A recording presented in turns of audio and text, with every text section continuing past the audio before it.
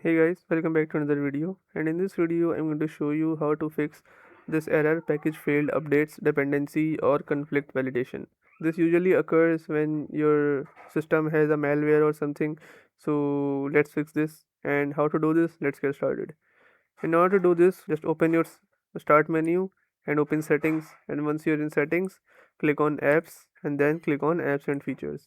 Once you do this, click on search for the app which is doing the problem. For most cases this is the problem for photos app, so you just search for photos, and once you search for photos, just right click on it and click on advanced options, then scroll down a bit, and once you find reset options, click on repair.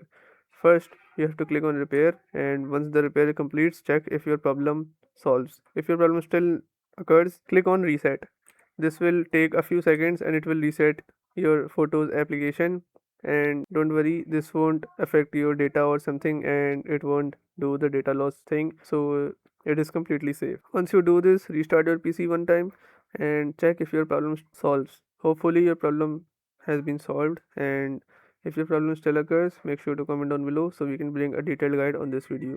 That's it for today's tutorial. I really hope this video helped you solve your problem or learn something new about your PC. My goal on this channel is to make everything about computers simple and easy, whether it's fixing errors, downloading software or any game, boosting performance of any Windows or any game, or understanding new tool. If this video was helpful in any way, don't forget to hit the like button because it really motivates me to keep bringing you more useful content.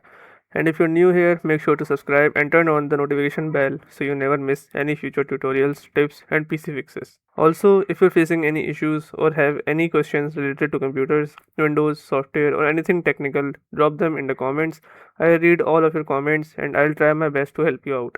Thanks a lot for watching. Take care of your system, keep learning, and I'll see you in the next video. Thanks for watching.